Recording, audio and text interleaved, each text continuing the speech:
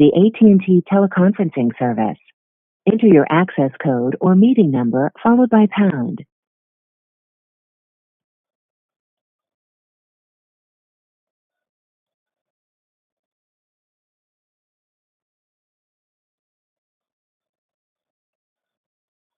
Enter your attendee ID number followed by pound.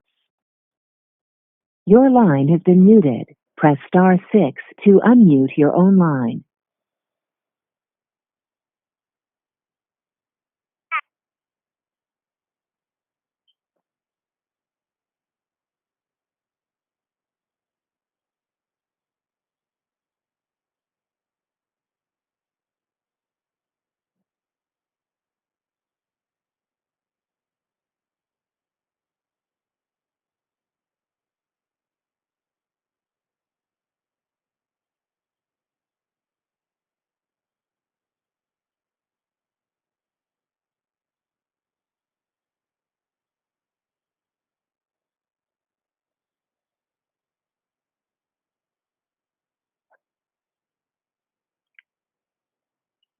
Good morning, everybody. Good morning. Morning. Morning. Good morning. Matthew, are you there? I am. All right. Virginia, are you there? I am. All right. Why don't we start with Virginia with the Trump taxes, and then we'll get to COVID. Okay, sorry. All right. So, as we all have now seen, this incredible revenue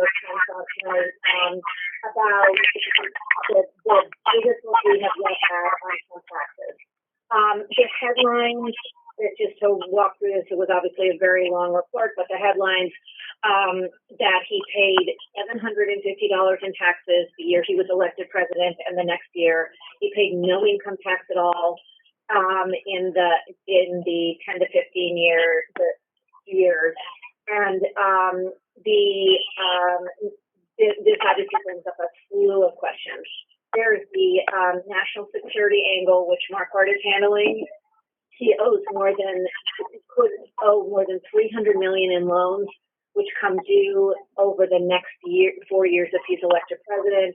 And obviously all the questions that raises about who he's doing business with, and a more practical question about, do these finances disqualify him from getting a national security clearance? Then there's the angle of Trump's not a good businessman, and Aleshi and Romans are handling that. Clearly, the way he got to do zero taxes is by claiming all these losses, and he came to the presidency talking about what a great businessman he was, so there's that angle. And then there's just these details of sort of, he paid no taxes when everybody else is paying taxes.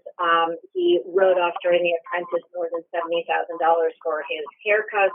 There's this whole Ivanka hair and makeup, $95,000 written off on that.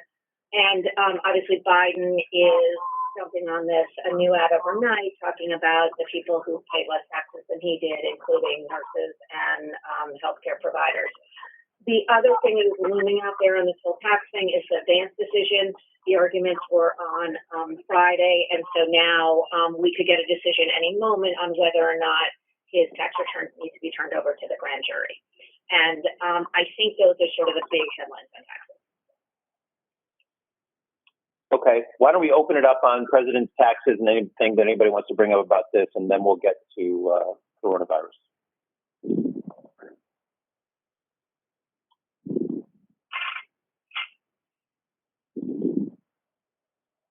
Anybody at all on Trump's taxes? Okay, Virginia, one thing that I hadn't really heard, maybe we've talked about this on the air, that you mentioned was the questions about his national security clearance, which I don't know who's raising that question. Is that something that's been raised by someone with some seriousness, or is that just sort of a thing that's out there? That's what our reporting team's working on. I think, they're part of the national security clearance process is your finances. And so I think that's what Marquardt and team are working on. I mean, isn't it a little silly to think that the President of the United States, though, would not have national security clearances? I mean, that would be sort of a very dramatic and impossible task I would think to undertake. But anyway, Michael, okay. Yes. Michael, it's Sean Avalon. Josh Campbell and others have pointed out that excessive outstanding debt is one of the biggest reasons that people are denied national security clearances. And also that might explain why Ivanka and Jared allegedly were denied them before the president overruled. So I think that's the trajectory. But Josh Campbell tweeted about it last night. Got it. Okay. I just think that pursuing the removal of the president's national security clearances would be sort of I can't imagine anybody actually doing that, but who would carry that out? Okay. And Michael, David, I don't think it's so much about removing the president's clearances as illustrating that any other person would be considered a threat. Exactly. With these kind of debts. Well, that's a good way to put it, David. Yeah, that's a good way to put it. Okay. Yeah. Right. Exactly. Someone else would not get the clearance if they had in this kind of situation. So that's actually a good conversation. And the Marquardt piece will I deal with all that, I guess. So that's interesting. Anybody else on Trump?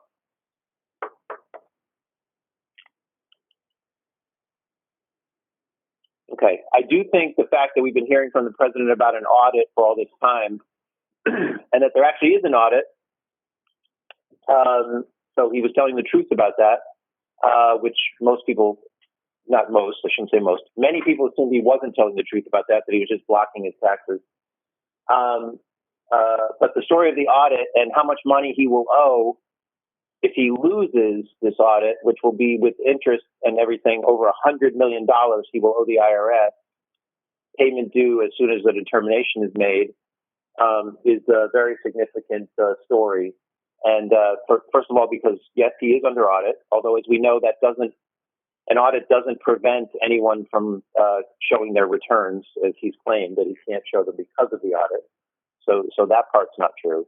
But he is under audit, and it's about this tax refund that he claimed of $73 million, which, again, if he loses, he will owe over $100 million. I do think that that's an interesting and important piece of this.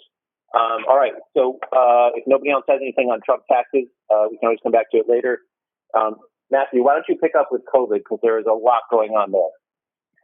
There is lots of records being broken, lots of vocal new warnings about spikes in several regions, while some areas seem to be setting themselves up for even bigger surges.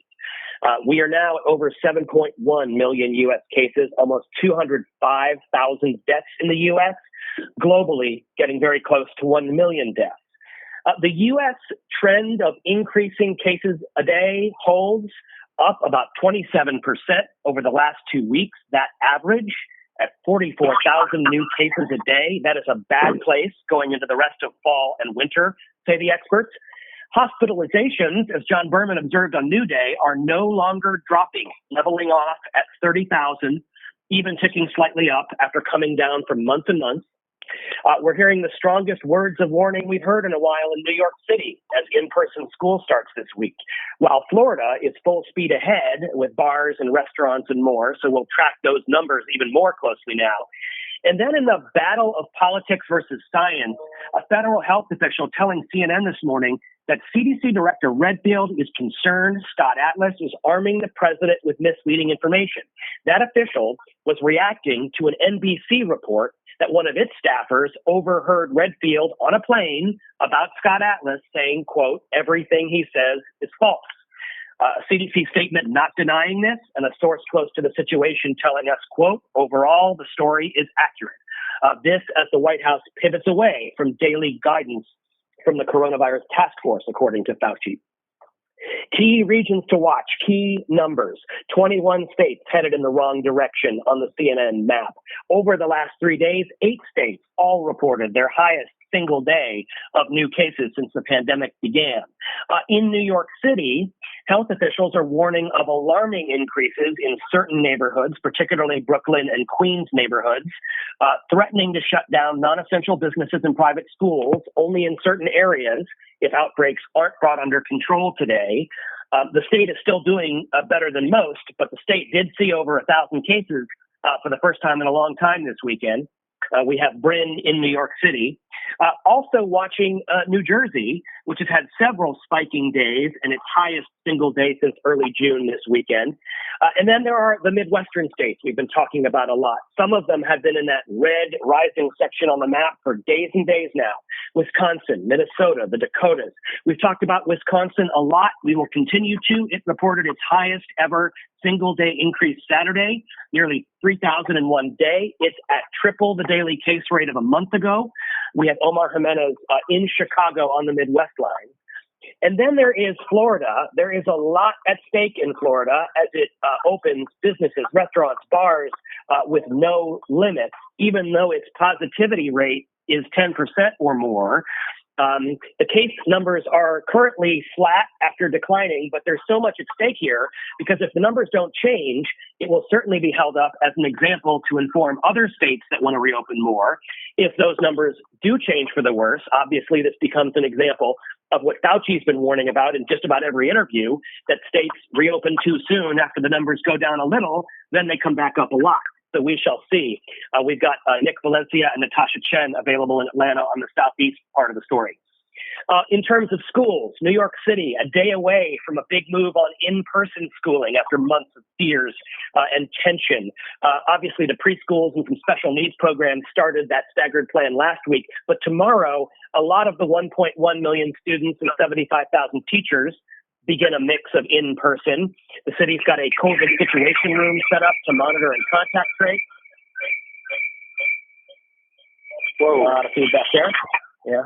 Please mute your phones if you're not talking, please. Thank you. Obviously, that reopening has been contentious, delayed for weeks, political and union pressure. The union representing principals and administrators declares a no confidence vote in de Blasio and the school chancellor. And then in Florida, which I mentioned, state officials are in a bit of a standoff with Miami-Dade school officials. They're now in phase 3. Miami-Dade is not yet ready to open schools and under state pressure to do so. Laura Jarrett available on the education lines today. From health, the FDA has just put plans for another late-stage vaccine trial on hold. That's Inovio's phase 2/3 trial, saying it needs more information. The FDA has not yet taken AstraZeneca's U.S. trial off hold from that safety concern. We will hear from Fauci at 1:30 today when he's interviewed by Brian Stelter at a World News Day event. And we have a study at 11 o'clock that many clinical trials for vaccines and therapeutics exclude older adults. We've got Jacqueline Howard available through the day, then Sanjay Gupta available for DC and Prime shows. A couple of other just kind of standout storyline notes. The story of evictions, which we followed so closely, this time about them hitting high-risk neighborhoods. Of course, the CDC ordered evictions to stop. Evictions have not stopped. Dozens of cities are seeing the very neighborhoods with elevated risk factors also seeing elevated eviction rates. And Kian Law gets inside that situation from Columbus's eviction court in a piece for EBOS. And then, of course, just a story from over the weekend, the tragic story. The mother of that third grade teacher in South Carolina who died, Demetria Bannister, her mother dying after getting really sick after losing her daughter. Shirley Bannister was 57. And we've got the rap plan today, which is Alex Field rap piece for 3, 5, 7, and 9. And I'll pause there. Okay, Matthew. Boy, as I said, there's a lot there. Let's open it up to other thoughts about coronavirus, please.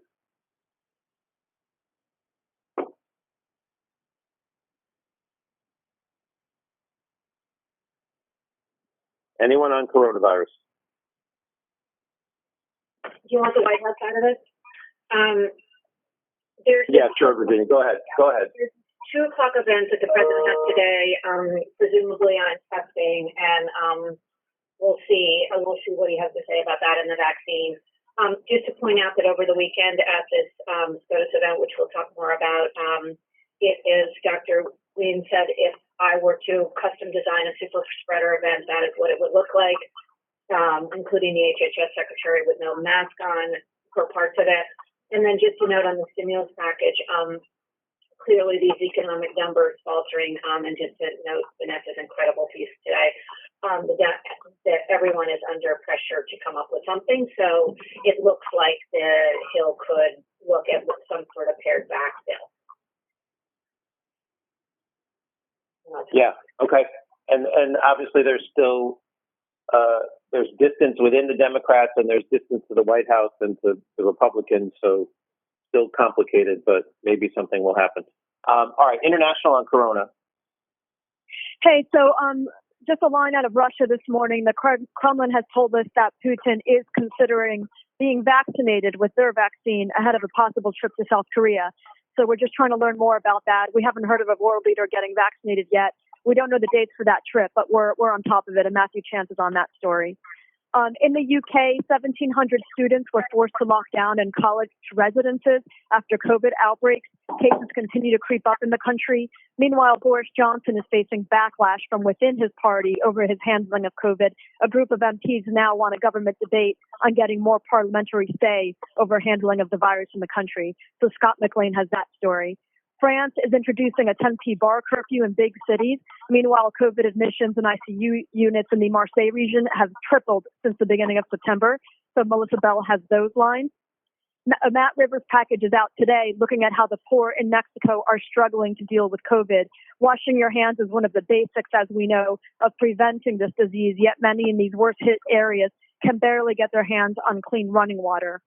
Veritas is on India, surpassing 6 million cases, keeping the country second to the U.S. in the number of reported cases.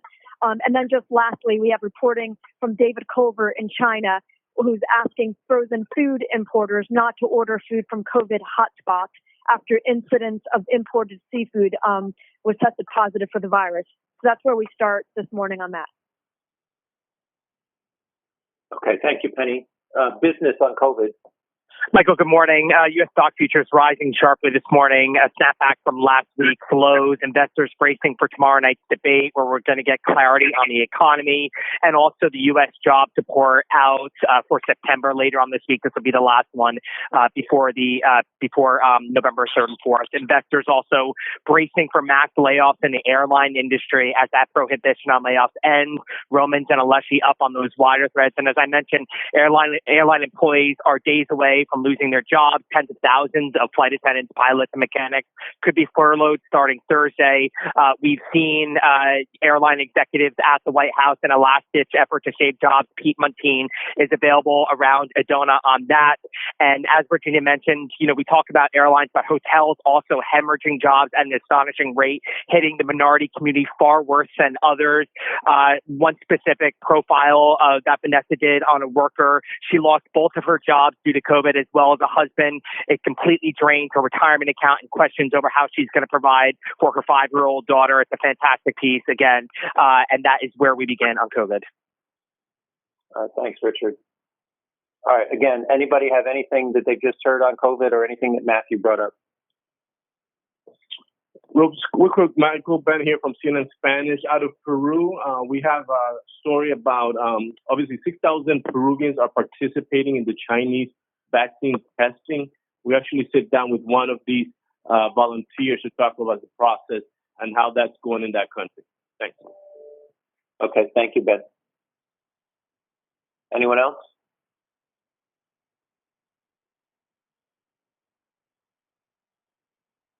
All right, obviously these state trends are very concerning. What Florida is doing by opening up everything, obviously the crowded bar pictures in Florida over the weekend, cause for concern among the medical professionals.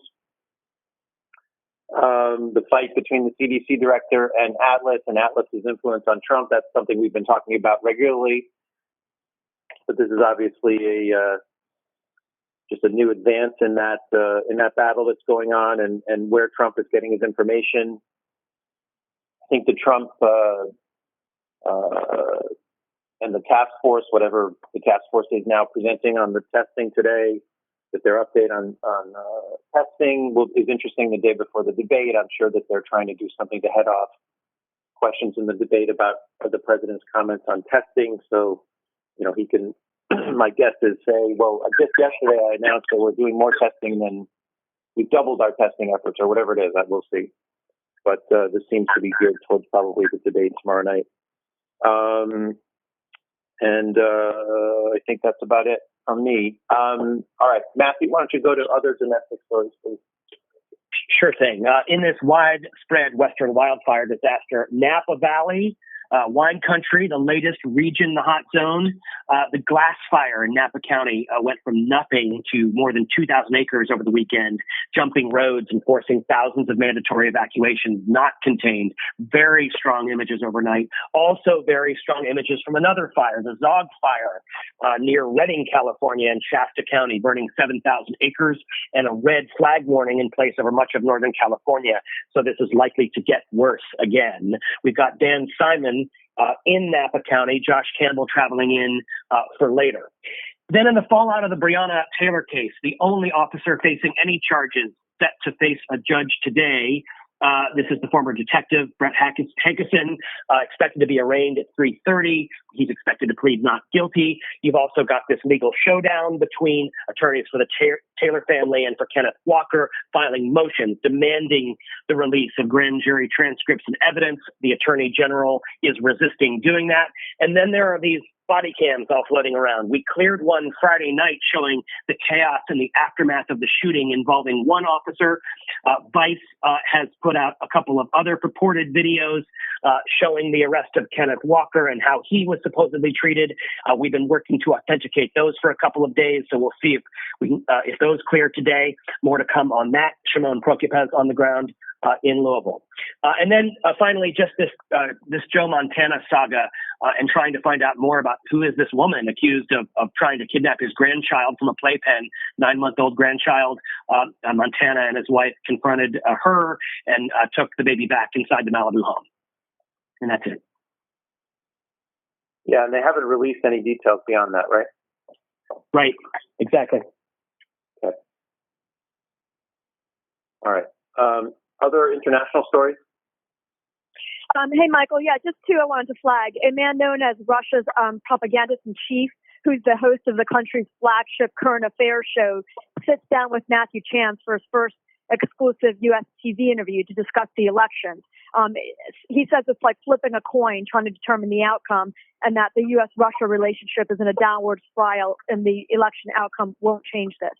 So Matthew will have that package out later, I believe, for the lead. We're also continuing to watch this morning fighting between Armenia and Azerbaijani forces over this decades-long contested region, both sides reporting casualties. The U.S. says it's alarmed by the military action, and the UN is calling for both sides to stop the fighting. NPW is up on this story, just explaining the context and history, what is going on there, and also Russia-Turkey's role as well. So those are the two stories I wanted to flag. Okay, thank you, Penny. Any other business stories? Hi, Michael. So one other big item from us. Brian Klung reporting that a federal judge partially granted TikTok's request for a temporary injunction against the push by the Trump administration to ban the app in the United States. This obviously happening mere hours before the policy was to take effect. And the decision also follows news that the administration is putting new export limits on one of China's most advanced computer chip companies, obviously deepening what experts are calling a tech Cold War. Brian Klung is up and available on that with CNN Business, and that's where we begin. Okay. Thanks, Richard. Virginia, other Washington stories. Okay, so on voting, Trump continued the weekend attacking mail-in voting and calling into question the elections as Democrats are preparing across the board for Trump and team to try to disrupt the election. There are also a bunch of court cases. A third judge now has stepped in to stop the post office from, dismantling these machines and doing what they were doing. And also in Wisconsin, the judge put a hold on the ruling to extend voting hours. So we have, as you know, started these voting wraps today, and Abby will have for this evening. On Amy Coney Barrett, obviously, the announcement rollout on Saturday. With an impressive story both legally and professionally. So Democrats are now focused on the process and have some support from this latest polling with 56% in the New York Times polling saying that they want the next president to choose the Supreme Court nominee. Biden and team have squarely turned this to an argument against ACA. Pelosi echoing the same thing. She will start her her tours on Capitol Hill tomorrow. Some Democrats are refusing to meet with her, but in all likelihood, there's nothing they can do to stop it, even if to slow it down. The hearings are slated to begin October 12th, and there's a clear intention to get her on the court prior to the election. On the Brad Parscale news, we learned late last night that he had been hospitalized after his wife called 911 with a concern that he was going to hurt himself and guns in the house. We're working on reports that this is related to money being issues in the campaign and money being missing from the campaign. So Randy Quain is there, and our White House team is on that. And then we're also working on this report that there will be no Durham report prior to the election. Evan and team are working on that. And I think those are the big ones. Okay. Does anybody have anything on what we just talked about?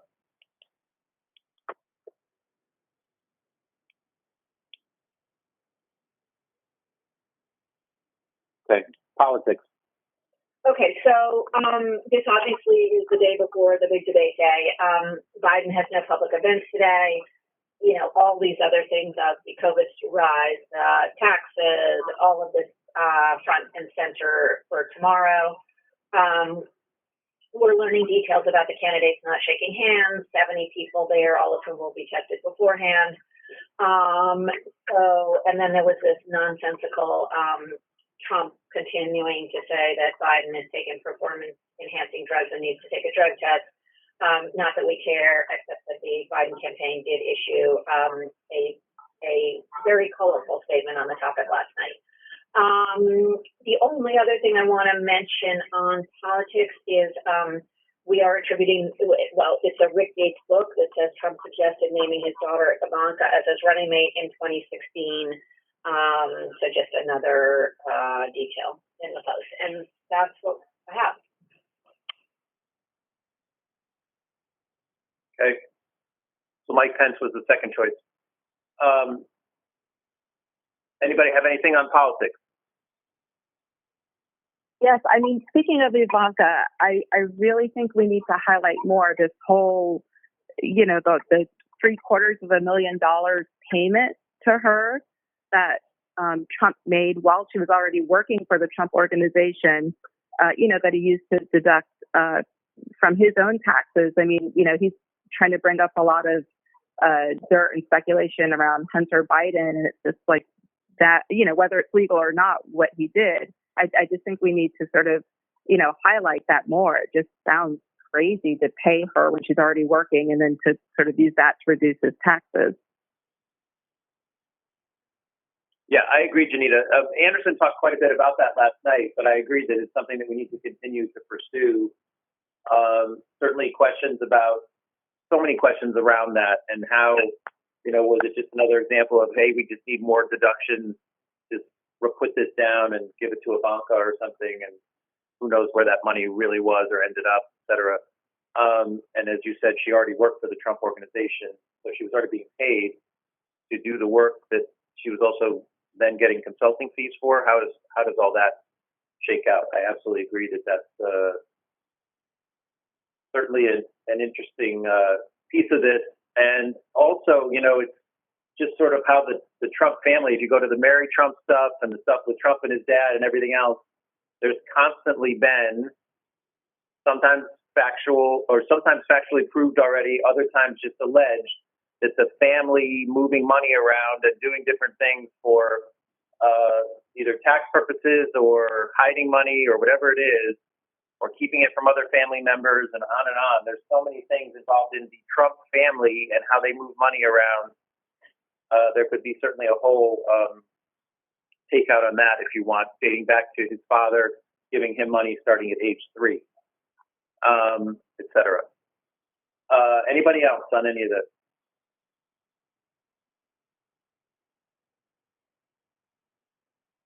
Earl Nursing International here. I was just thinking that I hope that we're going to look at this big picture as far as the bigger picture of how people with massive amounts of wealth are able to do this with taxes. Because, yeah, it may be not typical for a president to do this, but is it typical for someone with that type of wealth to do it? I saw a tweet from Robert Reich that said the top 1% is responsible for about 70% of unpaid taxes. So there's obviously a system that makes this able to do. So, is it a problem? And, if we could put it in context, how many people are actually taking advantage of these type of loopholes?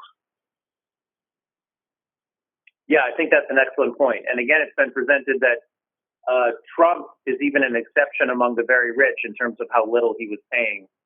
And we've talked a bit about that, but you're right. It certainly demonstrates loopholes and issues with the tax system as a whole and who's paying their fair share. So yes, I agree that that's a good angle to take. Anyone else?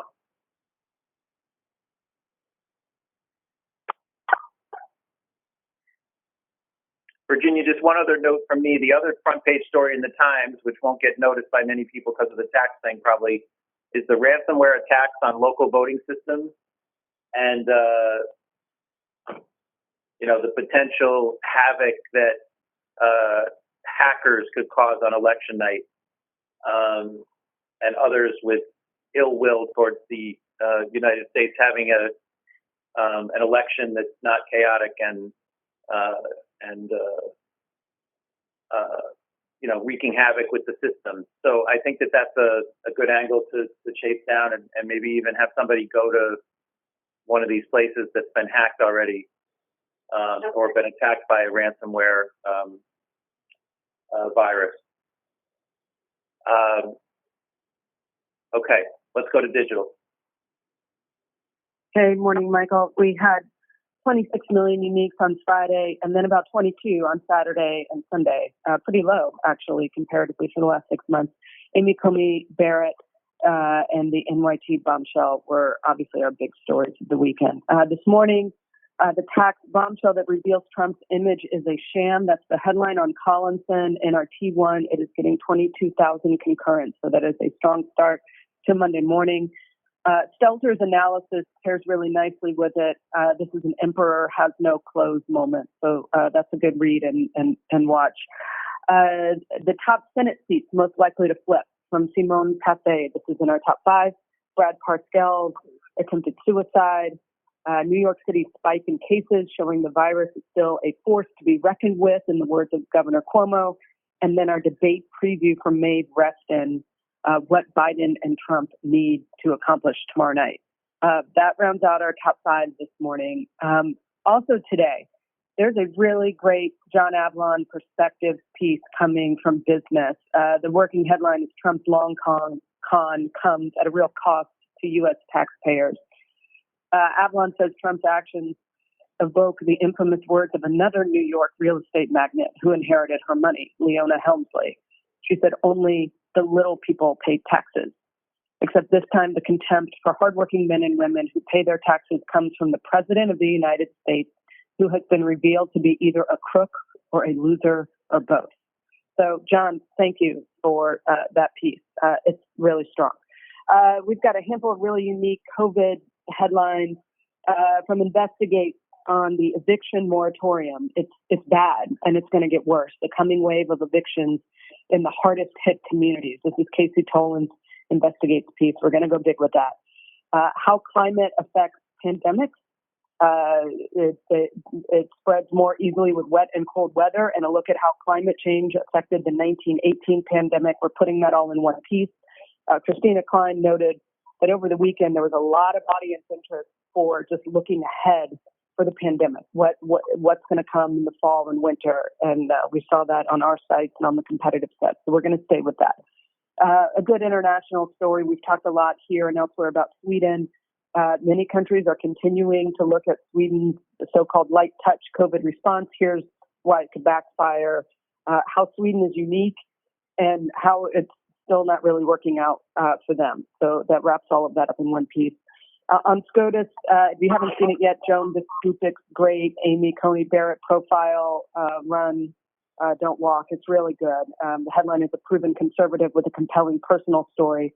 We also have just an explainer on the confirmation process from Zach Wolf that outlooks the next steps in those, October 12th confirmation dates and all of our reporting on that. And then lastly, I want to shout out an op-ed from Lisa Resper-Strand. Breonna Taylor's death reminds me that this country doesn't love me as much as I love it. It is from the heart and packs a punch. It's very good. That's it. Okay, thank you, Meredith. John Antonio. Good morning, Michael. So all the Trump tax revelations were leading all hours dayside with that, and lots of reporters up around this to hit all these different angles. Christine Romans and Kara Scannell breaking down the numbers, the Vance decision in New York, John Harvard and Boris Sanchez from the White House. We have this 2:00 COVID event with Trump. He's supposed to take questions. We'll see what he says. What else he says on the New York Times reporting, Alex Marquardt on national security issues, and Jessica Dean with the Biden campaign ahead of tomorrow night's debate and how they're already weaponizing what we learned yesterday from the New York Times. Jim and Poppy just had Philip Hackney, former IRS chief counsel. Next hour, the White House Deputy Press Secretary Brian Morgenstern with Poppy asked a lot about what we learned. John King has Daniel Alonzo, former federal prosecutor. Says this reporting raises so many questions. A new special counsel is justified. Brianna with former DOJ Inspector General Michael Bromwich. This reporting shows that Trump and his family, just how exposed they are now legally, both on a federal and state level. Carl Bernstein, Daniel Alexander has written extensively about Trump's taxes and businesses for Forbes, with all the other angles, Ivanka, the haircuts, and the huge debts that are now coming due. Lots to discuss, so we'll be devoting a lot of time and the shows to this. An interview just about to come up in the next block. Jim Sciutto with Robert Cardillo, former director of the National Geospatial Intelligence Agency, the latest member to come from the last few years, the Trump world, now breaking ranks and talking about just how hard it was to brief Trump, how distracted he is. Jim Sciutto will have a nice conversation with him. And we'll also get into the national security questions raised by the New York Times reporting with Cardillo. So it'll be a two-pronged interview. On coronavirus, Nick Valencia was just up with the CDC reporting on the CDC Chief Redfield on his thoughts on Dr. Scott Atlas. Rin Gingras in New York City, sweeping up all the rising numbers there and across the country. Dr. Michael Mina, Dr. Celine Gounder, and Carlos Del Rio on Florida fully reopening, despite cases still going up.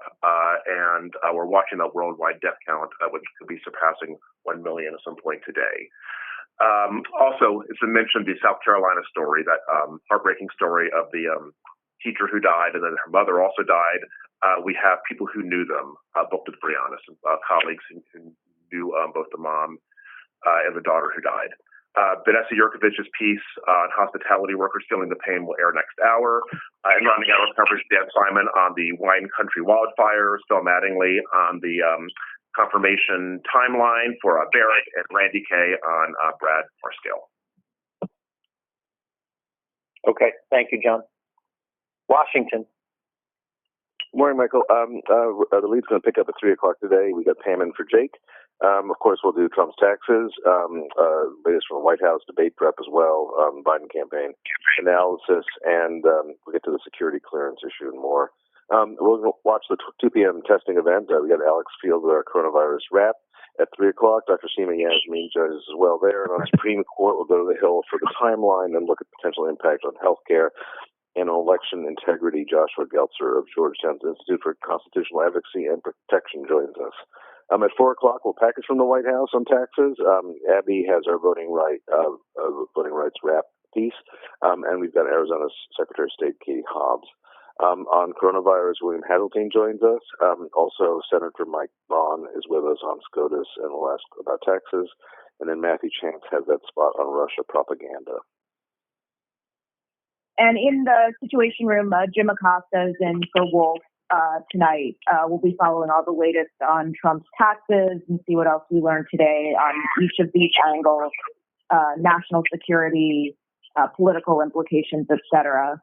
And then from there, these disturbing new trends in COVID, more than 7 million cases, nearly a million deaths globally, this uptick in hospitalization, and these new concerning upticks in New Jersey and New York, as well as the comments from Redfield about Atlas, that everything he says is false.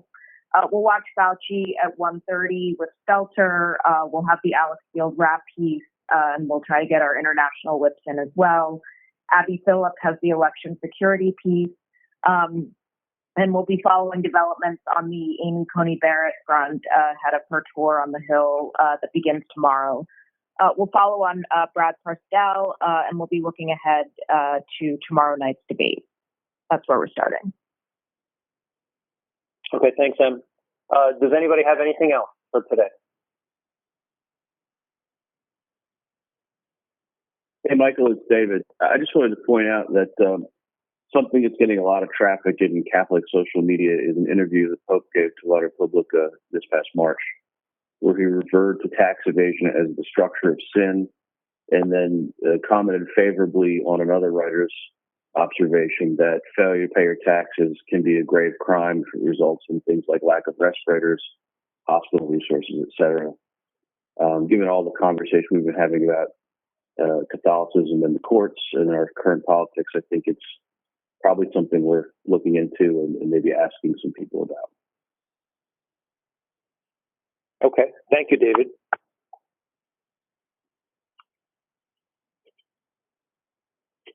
Anyone else?